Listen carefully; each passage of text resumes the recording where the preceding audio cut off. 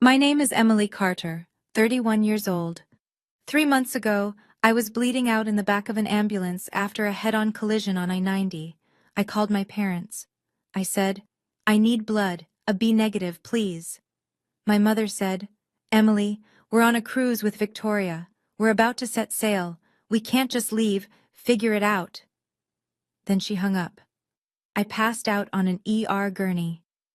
When I woke up 3 days later, my parents were standing at the foot of my bed, horrified.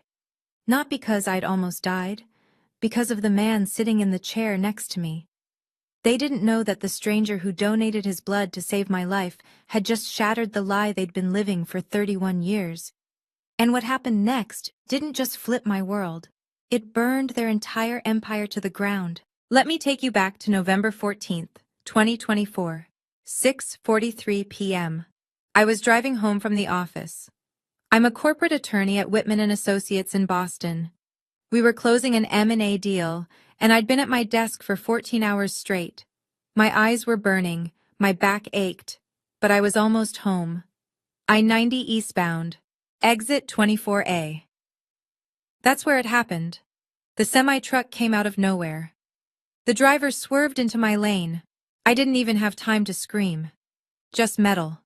The sound of metal screaming. My 2019 Honda Civic, 12 years old, because I couldn't afford anything newer, crumpled like paper. The airbag exploded into my face. My ribs cracked. I tasted blood. My head slammed against something hard. Everything went white, then red, then dark. When I opened my eyes, I was on my back. The roof of the ambulance. Sirens. A paramedic leaning over me, pressing something against my side. His gloves were soaked red. "Ma'am, stay with me. Can you tell me your blood type?" I tried to talk. My throat was full of copper. "A B negative." He looked at his partner. I saw it in his eyes. Panic. "We don't have a B negative on board." I reached for my phone. The screen was cracked, but it still worked. My hands were shaking so hard, I could barely unlock it. I called my mom. It rang 4 times. I thought she wouldn't pick up. Then I heard her voice. Bright, cheerful, laughing at something in the background. "Hello?" "Mom." My voice cracked. "Mom, I was in an accident. I'm in an ambulance. I'm bleeding. I need a B negative blood. Can you and Dad come, please?" Silence. Then I heard it. The sound of a ship's horn. Distant. Celebratory. "Oh, sweetheart." Her tone shifted. Annoyed. Inconvenienced. "We're literally about to board the ship. We're on a cruise with Victoria, remember? This is her big moment. The Forbes 30 Under 30 nomination? We've been planning this for months." I heard Victoria's voice in the background. "Who's that?" My mother covered the phone, but I still heard her. "Just Emily. Nothing urgent." I tried again. "Mom, I'm losing too much blood. I need you. Please." "Emily," she sighed, like I was a child asking for ice cream. "You're strong. You've always been strong. You'll figure it out. We can't just leave now. The ship is about to set sail." "Mom." She hung up. I stared at the phone. The call timer, 1 minute, 11 seconds. I called my dad. He picked up on the second ring. "Emily, your mother told me. We're not coming back. You're 31 years old. You're a lawyer. Handle it." Then he hung up too. The paramedic looked at me. "Ma'am, we need to get you to Boston General. Now." I nodded. I couldn't speak. My blood pressure monitor beeped. 82/50. The paramedic shouted to the driver, "We're losing her!" That's the last thing I remember before everything went black. I flatlined in the ER. They told me later that my heart stopped twice. The first time, they shocked me back. The second time, a doctor was screaming for a blood donor. A B negative. Rare. Only 0.6% of the population has it. And then I heard a voice I didn't recognize. "I'm a B negative. I'll donate." A man. Older. Calm. The doctor didn't even ask questions. Get him prepped, now. I don't remember any of that. I was gone, somewhere between alive and not. But he saved me. A stranger. While my parents were on a $22,000 Caribbean cruise celebrating my sister's nomination for an award she didn't even win. I need you to understand something. This wasn't the first time. My parents choosing Victoria over me? That's been my whole life. Let me show you. I was 8 years old. Victoria was 3. Christmas morning. We came downstairs, and the tree was surrounded by presents. Victoria screamed with joy and ran to the pile. I counted. She had 12 gifts. Wrapped in expensive paper, big boxes, small boxes.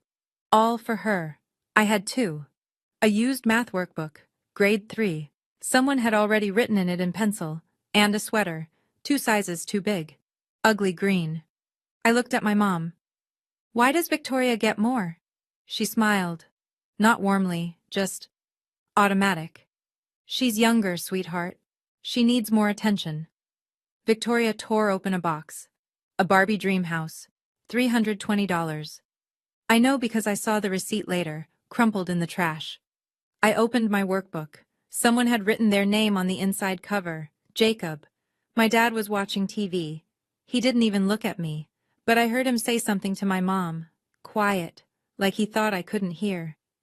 She looks more like him every year. I didn't know who him was, but I felt it. The disgust in his voice. Fast forward 10 years. I was 18. Senior year of high school. I got into Yale. Full tuition scholarship.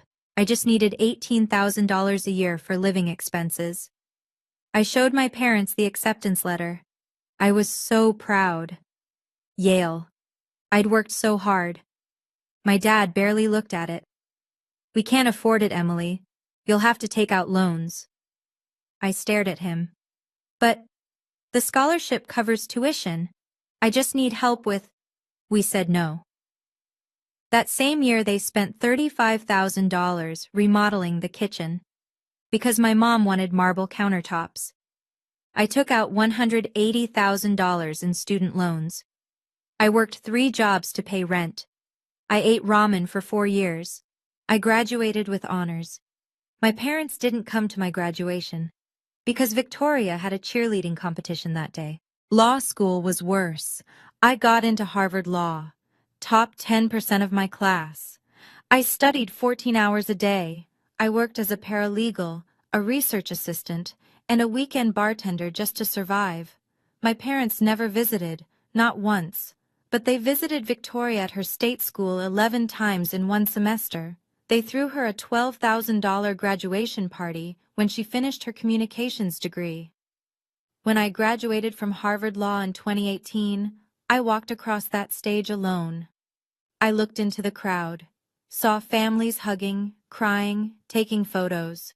I saw my roommate's parents holding a sign, "We're so proud of you, Rachel." I checked my phone. One email from my mother. "Sorry we can't make it, Em. Victoria has a brand deal photo shoot today. It's a big opportunity for her. We're so proud of you both." I deleted it. I stood in the middle of thousands of people, holding my diploma, and I had never felt more alone. 2 years later, Victoria got engaged. My parents spent $85,000 on her wedding. The venue was a mansion in Newport, 200 guests, a Vera Wang dress that cost $12,000, a champagne tower that cost $4,000. I was a bridesmaid. My mother called me 3 weeks before the wedding. "Emily, you'll need to buy your own dress. You have a lawyer's salary now. You can cover it, right?" The bridesmaid dress cost $800. I wore it. I smiled in the photos, I gave a toast, and I watched my father dance with Victoria. He cried. He told her she was his greatest joy. He didn't say a single word to me the entire night. When I was 28, I needed $5,000. I had a root canal emergency. My insurance didn't cover it. I was in so much pain I couldn't sleep. I called my dad. I asked if I could borrow the money. Just borrow. I'd pay him back in 3 months. He said, "You're a lawyer, Emily. You make 6 figures. You don't need our help." I paid for it with a credit card, 22% interest. That same month, my parents gave Victoria $60,000 to buy a Tesla. My 30th birthday. I waited all day for a call, a text, anything, nothing. At 9 p.m. I checked Instagram. Victoria had posted a photo. Brunch with the fam, my parents, Victoria, her husband, their 2 kids, no me. The caption didn't even mention it was my birthday. I sat in my apartment. I'd bought myself a cupcake from the grocery store. 1 candle. I lit it. I made a wish. I wish I knew why they hate me. I blew it out. Nobody called. And then came the cruise. October 2024. Victoria got nominated for Forbes 30 Under 30. She didn't win, but she got nominated. My parents booked a 10-day Caribbean cruise, Royal Caribbean. $22,000 for the 3 of them. They didn't invite me. Victoria called me the day before they left. Mom and Dad are taking me on a cruise. Just us 3, to celebrate. You're too busy with work anyway, right? I said, right. I hung up. I looked at my calendar. I had 72 billable hours that week. I was exhausted. I was alone, and they were on a ship, drinking cocktails, celebrating the golden child. So when I called them from that ambulance, bleeding out on I-90, and my mother said, "We're about to set sail, figure it out." It wasn't a shock. It was just the pattern, the same pattern that had been crushing me for 31 years. I'd just never had proof that it could kill me. Until that night. November 17th, 2024. 11:22 a.m. I opened my eyes. White ceiling, fluorescent lights, the steady beep of a heart monitor. I was alive. My ribs screamed when I tried to move. My head felt like it had been split open. My mouth was dry. There were tubes in my arm, and there was a man sitting in the chair next to my bed. I'd never seen him before. He was older, late 50s, maybe early 60s, silver hair, blue eyes. He looked tired, like he hadn't slept in days. When he saw me wake up, he sat forward. His face broke into this. I don't even know how to describe it. Relief. Pure relief. "You're awake," his voice cracked. Thank God. I tried to talk. My throat was raw. "Who are you?" He smiled, soft, warm. "My name is Nathan. Nathan Brooks. I donated blood for you." I stared at him. "You saved me?" "Yeah," he nodded. "I did." I looked at the IV in my arm, the bag hanging above me. "How much did you give?" 4 units. 4 units, that's a lot. That's almost half the blood in a human body. "Why?" I whispered. He hesitated, like he wanted to say something but couldn't. "I heard your name over the hospital intercom, Emily Carter, and I had to come." That didn't make sense. "You know me?" "It's complicated." A nurse walked in. She looked at Nathan, then at me, then back at Nathan. "Wow," she said. "You 2 could be related. You have the same eyes." I looked at Nathan's eyes. Blue. Not just blue. The exact same shade as mine. My heart monitor beeped faster. Nathan looked away. He stayed. For 3 days, while I was unconscious, he sat in that chair. The nurses told me later. He didn't leave. He brought a notebook. He talked to me. Even though I couldn't hear him. He told me about his life, about being an ER doctor, about the first time he saved someone's life, about how he wished he'd had kids. He wrote notes. Day 1, pulse weak. Day 2, stable. Day 3, she moved her hand. When I asked him why he stayed, he just said, "I couldn't leave you alone." I didn't understand. I'd been alone my whole life. But this stranger, this man who gave me his blood, sat by my bed for 72 hours like I mattered, like I was worth saving. And then my parents walked in. I heard them before I saw them. My mother's voice, high-pitched, performative. "Oh my God, where is she? Is she okay?" The door swung open. Catherine Carter, Jonathan Carter. Tanned, glowing, wearing resort clothes. My mother had a new necklace. My father's shirt still had a cruise line tag on the collar. They looked like they'd just stepped off a vacation commercial. And then they saw Nathan. My mother stopped. Her face went white. My father froze. His mouth opened.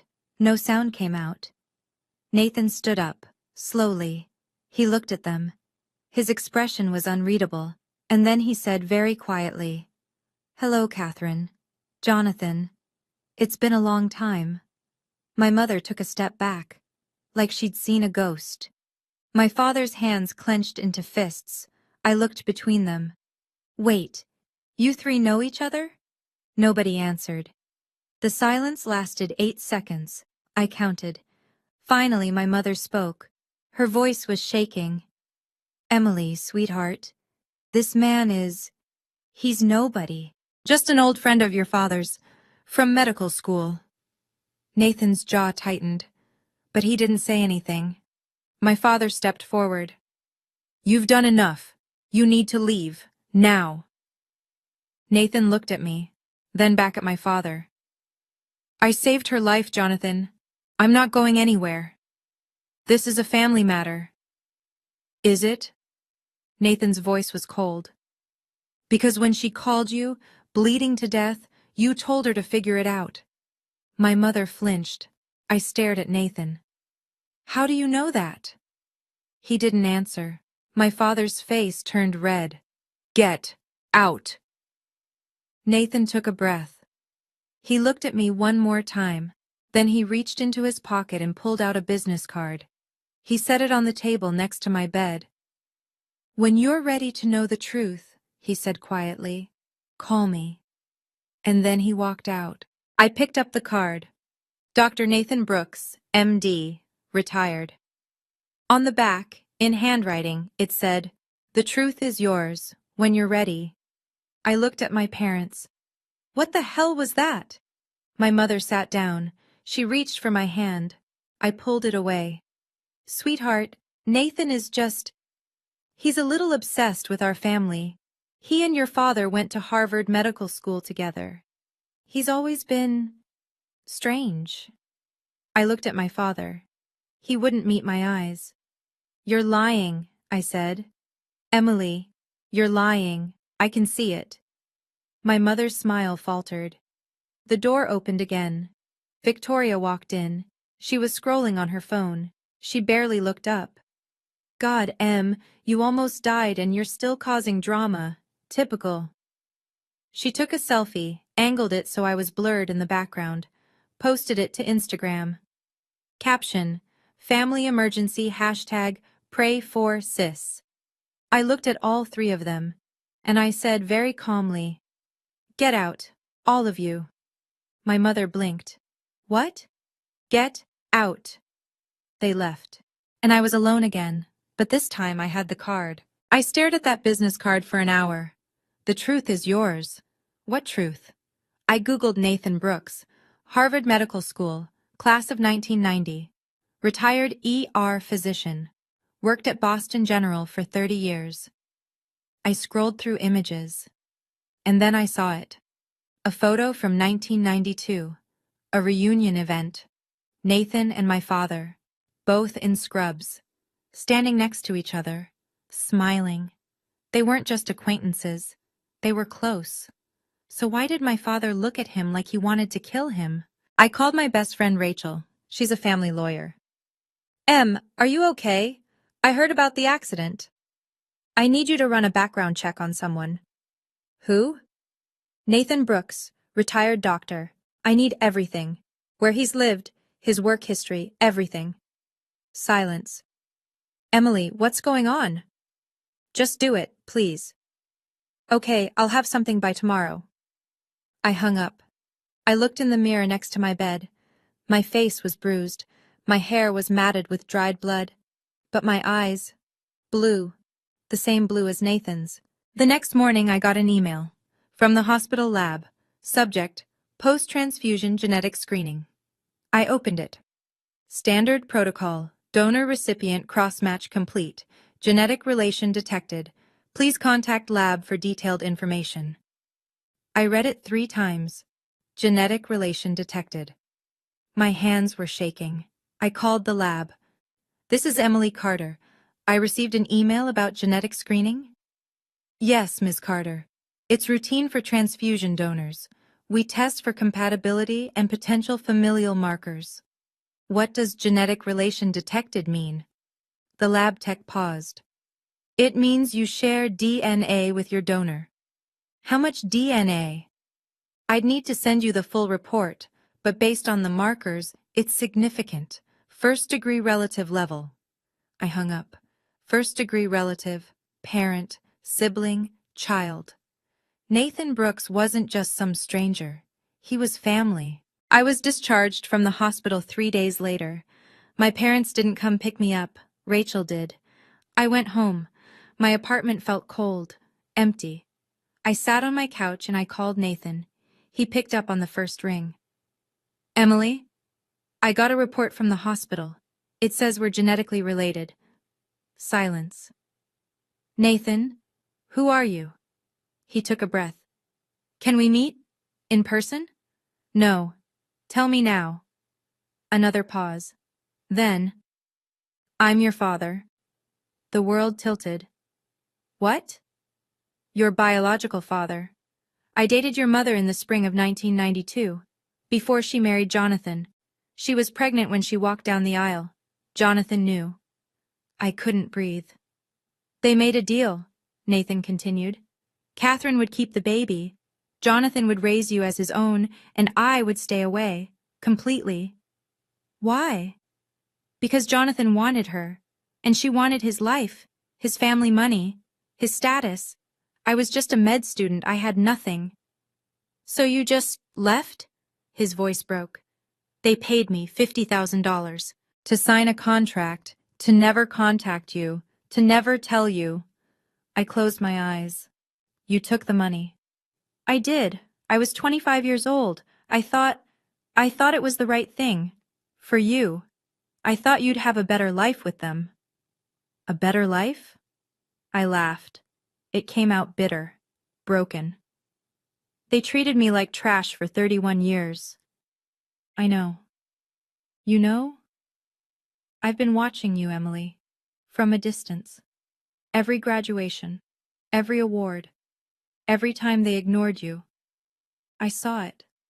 I was there, in the back, in the crowd. And I stayed silent because I thought that's what I was supposed to do. I was crying now. I didn't even realize it. I was wrong, Nathan said. I should have fought for you. I should have told you the truth years ago. But when I heard your name on that hospital intercom, when I knew you were dying, I couldn't stay away anymore. I wiped my face. Do you have proof? Of the deal? I kept everything. The contract, the check, emails from your mother. She begged me to stay away from you, said it would ruin your life if you knew. Send them to me. Emily, send them, now. He did. 5 minutes later, my inbox pinged. I opened the attachments. A contract. Dated September 14, 1993. Signed by Jonathan Carter and Nathan Brooks. Nathan Brooks agrees to relinquish all parental rights to the child born to Catherine Carter. In exchange, Jonathan Carter agrees to provide a one-time payment of $50,000. Nathan Brooks agrees to zero contact with the child indefinitely. A scanned check. $50,000. Deposited October 1993. And an email. From my mother, sent in 2006. Nathan, I'm begging you, don't contact Emily. She's happy. She has a family. If you tell her the truth, you'll destroy her. Please, just let her go. I stared at the screen. Happy. I wasn't happy. I'd never been happy. I called my mother. Emily, how are you feeling? I know. Her voice changed. Cold. Careful. Know what? I know Nathan is my father. I know about the deal. I know Jonathan isn't my real dad. Silence. Then, who told you? Does it matter? Emily, listen to me. We did what we thought was best. Best for who? For me? Or for you? It's complicated. No, it's not. You lied to me for 31 years. You let me think I was Jonathan's daughter. You let me think I was broken, that I wasn't good enough, that I was the problem. You don't understand. Then make me understand. Why did you treat me like I didn't matter? She didn't answer. Was it because I reminded you of him, of Nathan? Is that why Jonathan hated me? Still nothing. Mom, answer me. Her voice was ice. You want the truth, Emily? Fine. You were a mistake, a reminder of my past.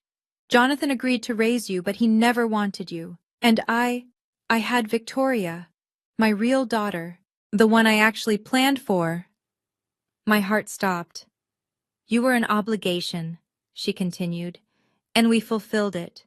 We fed you, we clothed you, we put a roof over your head, but we didn't owe you love. I hung up.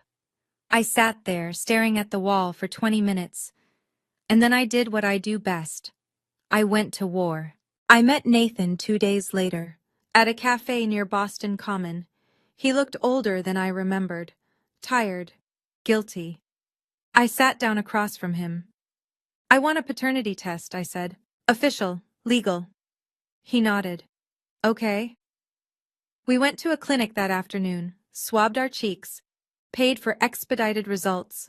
72 hours later, the email came. Probability of paternity, 99.97%. Nathan Brooks was my father. Jonathan Carter was not. I scheduled a meeting with my parents, told them I needed to talk. Family matter. They came to my apartment. Jonathan looked annoyed. Catherine looked nervous. Victoria wasn't there. She'd posted an Instagram story an hour earlier. Brunch with friends. I sat them down. I have the paternity test results, I said. Nathan is my biological father. You both knew. For 31 years. My mother's face went pale. Jonathan leaned back, crossed his arms. So what? What are you going to do, Emily? Sue us for lying? I looked at him, this man who raised me, who never loved me. Why did you agree to it? I asked. Why did you let her keep me if you hated me so much? He laughed, bitter, mean. Because your mother begged, and because my father, your grandfather, was still alive, and he wanted a grandchild. So I played the part, until he died. When did he die? 2019. My chest tightened. What happened in 2019? Jonathan's smile faded. My mother stood up. Emily, I think we should... Sit down. She sat. I pulled out my laptop, opened a file, turned the screen toward them. I hired a forensic accountant, I said, to look into our family finances. Jonathan's jaw clenched. My grandfather left me a trust fund, $1.2 million, to be accessed when I turned 18.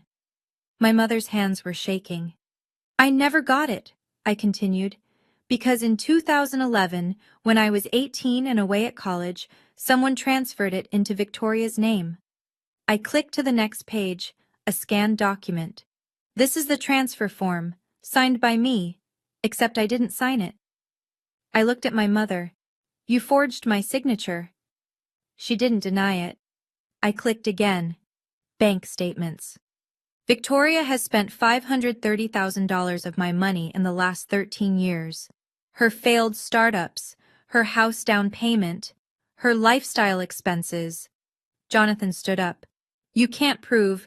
I have 47 documents, 12 emails, 3 recorded phone calls, and a forensic accountant who's willing to testify that you committed fraud, identity theft, and forgery. I closed the laptop. You didn't just steal my family. You stole my future. My mother started crying. Fake tears. Emily, we can explain.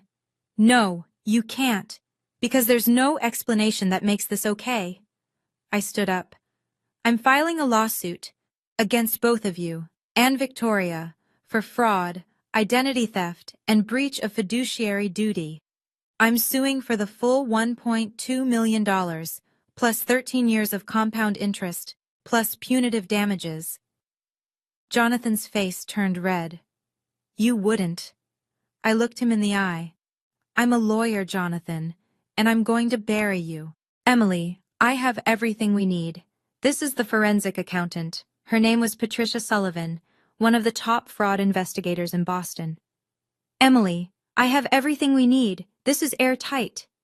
Good. File it. Are you sure? This is your family. I thought about 31 years of being invisible, of being told I wasn't enough, of bleeding out on a highway while they sipped piña coladas. They're not my family, I said. Not anymore. Okay, I'll file tomorrow. I hung up. And for the first time in my life, I felt powerful. December 9th, 2024. I filed the lawsuit. The story hit the Boston Globe the next day. Corporate lawyer sues parents for stolen inheritance and hidden paternity. The article had everything. The forged signatures, the $1.2 million trust fund, the cruise, the phone call. Emily Carter, 31, nearly died after a car accident. When she called her parents for help, they were on a $22,000 cruise and refused to return. A stranger donated blood and saved her life. That stranger was her biological father, a man her parents had paid to disappear. It went viral. Reddit picked it up. TikTok lawyers made videos. The comments were brutal. I hope she takes them for everything. This is the worst parenting I've ever seen. She should cut them off forever. Victoria called me. Emily, what the hell? You're suing us? I'm suing you for stealing my trust fund. I didn't steal anything. Mom and Dad gave it to me. It wasn't theirs to give. It was mine. You're ruining my life. Do you know how many followers I've lost? My sponsors are dropping me. I almost laughed. Good. You're such a bitch. And you're a thief. She hung up. My mother tried a different approach. She showed up at my apartment, crying. Real tears this time. Emily, please, don't do this. We're your family. You're not my family. You made that very clear. I know we made mistakes, but... Mistakes? You forged my signature. You stole over $1 million from me. You let Jonathan treat me like garbage because I reminded you of a man you didn't want to marry. She flinched. And when I was dying, I continued, you told me to figure it out, because I wasn't worth interrupting your vacation. I was scared. No, you were selfish. You've always been selfish. She wiped her eyes. What do you want? Money? We'll pay you back. You don't have the money. Victoria spent it. And even if you did, this isn't about money anymore. Then what is it about? I looked at her, this woman who gave birth to me, who never loved me. It's about making sure you can't do this to anyone else. She left. The court date was set for January 15th, 2025. Patricia Sullivan built the case. We had everything. The forged transfer documents, the emails between my mother and the bank, the spending records showing Victoria used my money for personal expenses. We had the contract between Nathan and Jonathan, proof that they'd lied about my paternity for 31 years. We even had the recording of the phone call. The paramedic had logged it as part of the emergency record. My mother's voice, cold, dismissive. We're on a cruise with Victoria. We're about to set sail. Figure it out. The jury was going to hear that. January 15th, 2025. I walked into that courtroom with Nathan beside me. My parents sat across the aisle. Jonathan in a suit. Catherine in a dress she'd probably bought to look sympathetic. Victoria wasn't there. She'd posted on Instagram that morning. Taking a mental health day, sending love to anyone dealing with family drama. The trial lasted 2 days. Patricia presented the documents, the forged signatures, the emails. The judge's face got darker with every piece of evidence. On the second day, they played the 911 call. The courtroom went silent. You could hear me gasping for breath.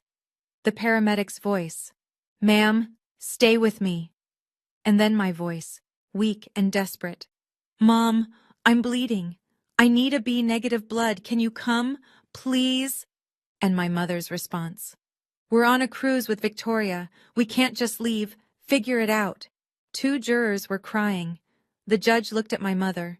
You told your daughter to figure it out while she was bleeding to death? My mother opened her mouth, closed it, said nothing. The verdict came back in 4 hours. Guilty on all counts. Fraud, identity theft, forgery, breach of fiduciary duty. The judge ordered my parents to pay me $1.2 million in restitution, plus $340,000 in compound interest, plus $150,000 in punitive damages. Total, $1.69 million. Victoria was ordered to sell her house to repay the money she'd spent. My parents were referred to the federal prosecutor's office for potential criminal charges. Identity theft is a federal crime. And the judge said something I'll never forget. He looked at my parents, and he said, "This is one of the most egregious cases of parental exploitation I have ever seen. You treated your daughter like a burden, you stole from her, you lied to her, and when she was dying, you abandoned her. I hope you understand the magnitude of what you've done." He banged his gavel. Case closed. I walked out of that courtroom with Nathan. The press was waiting. Cameras. Microphones. I didn't stop. I didn't answer questions. I just kept walking. Nathan put his arm around me, and for the first time in my life, I felt protected. The money came through in March 2025. $1.69 million. Victoria had to sell her house. My parents had to liquidate assets. It took 2 months, but they paid. And then the federal investigation started. The U.S. Attorney's Office charged Catherine and Jonathan Carter with identity theft, wire fraud, and conspiracy. They pled guilty, they got probation, no jail time. But they have federal records now, and they lost everything. Their reputation, their social circle, their credibility. Victoria's influencer career collapsed. She lost 80% of her followers. Her sponsors dropped her. She moved back in with my parents. I didn't feel bad. I didn't see them again. They tried to reach out. 23 phone calls, 14 emails.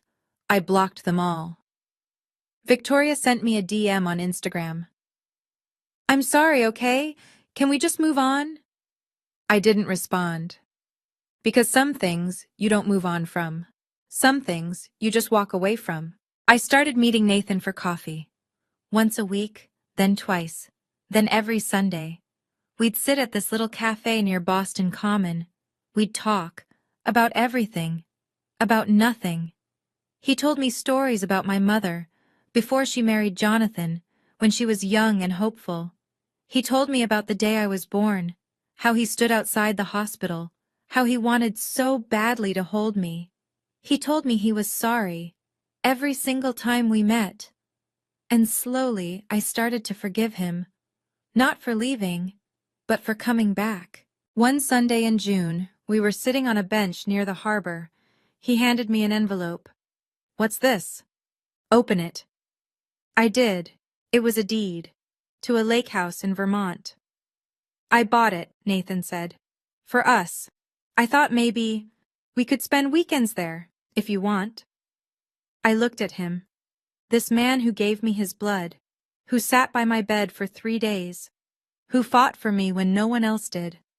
"I'd like that," I said. He smiled. And I realized something. This was what family felt like. Not obligation, not performance, just showing up.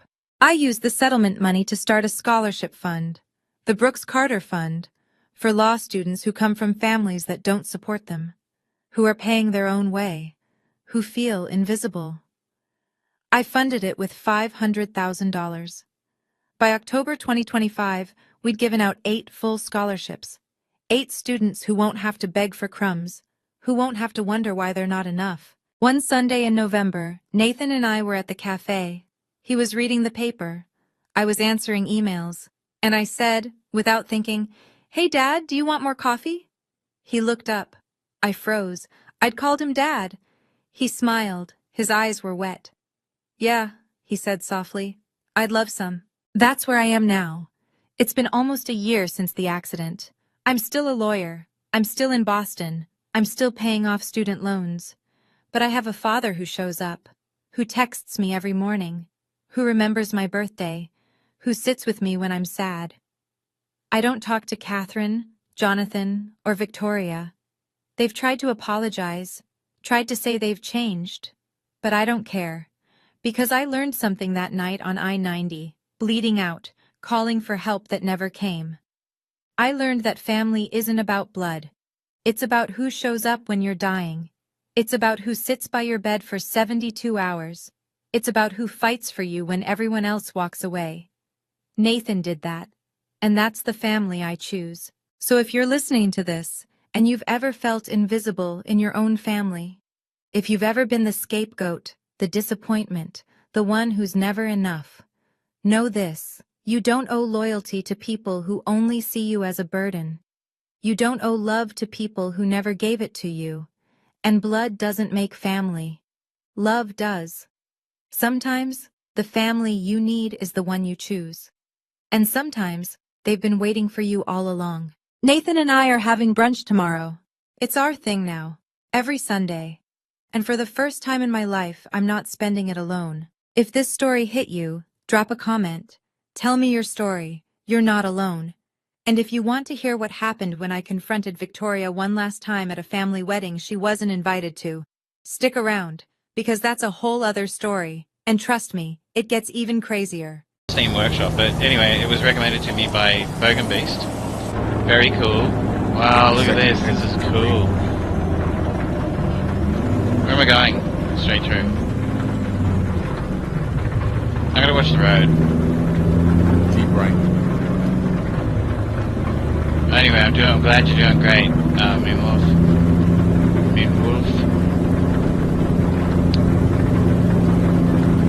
I should have seen it. I should have had a look and seen if there was a pink paint job for the truck, eh? We will. We shall. We'll see if we can paint the truck pink, because it does have my paint job on it for some reason. I did a custom paint job for my truck. Anyway.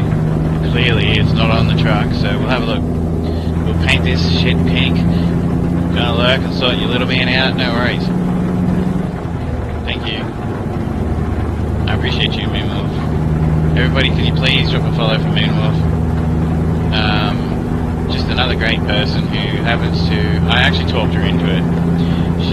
She plays games every day, and I'm like, why don't you just stream on Twitch?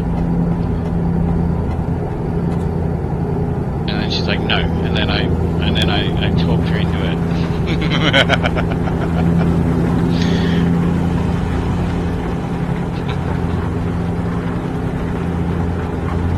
And then she went and got a camera and got all professional about it.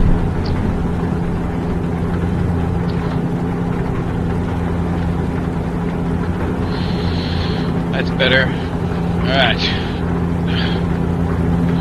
How's this weather?